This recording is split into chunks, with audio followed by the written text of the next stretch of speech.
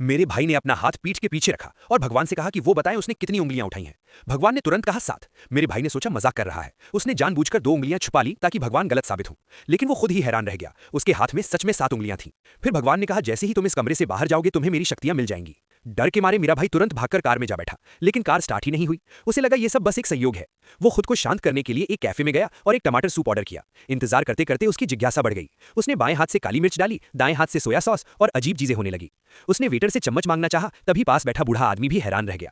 जब उसने सूप पर ध्यान लगाया तो अचानक कैफे में तेज हवा चलने लगी और सूप नदी की तरह 2 हिस्सों में बट गया। तब उसे समझ आया उसे सच में भगवान जैसी शक्तियां मिल गई हैं।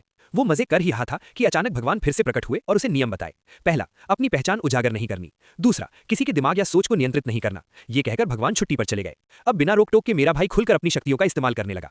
रास्ते में उसे कुछ गुंडे मिले जिन्होंने पहले उसे परेशान किया था। उसने कहा अभी माफी मांग लो, मैं सब भूल जाऊंगा।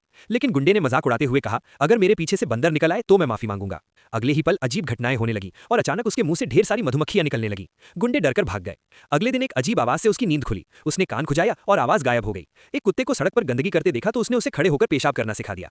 फिर वो अपनी नौकरी वापस लेने निकला। जैसे ही उसने अपनी पुरानी कार स्टार्ट की वो सुपर कार में बदल गई। ट्रैफिक में फंसा तो उसने 2 उंगलियां हिलाई, सारी गाड़ियां अपने आप रास्ता देने लगी।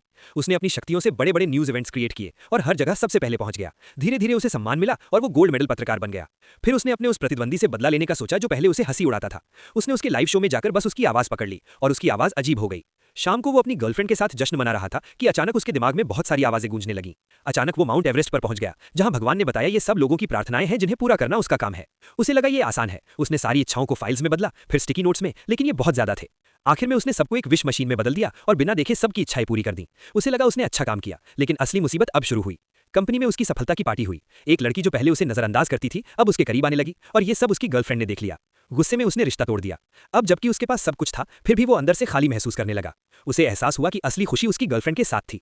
वो उसे मनाने निकला, सड़क पर माफी लिखी, टीवी पर मैसेज दिखाए, आसमान में दिल बनाए, लेकिन ये सब उसे अजीब लगा। आखिर में वो उसके पास गया, लेकिन अब उसका रवैया बदल चुका था। अहंकार आ गया था। उसने सोचा वो इतना महान है कि उसे छोड़ना गलत है। जब प्यार से बात नहीं बनी तो उसने अपनी शक्तियों से उसे वापस पाने की कोशिश की, लेकिन वो भूल गया भगवान ने मना किया था कि वो किसी के मन को नियंत्रित नहीं कर सकता। और आखिर में उसकी गर्लफ्रेंड उसे छोड़कर चली गई।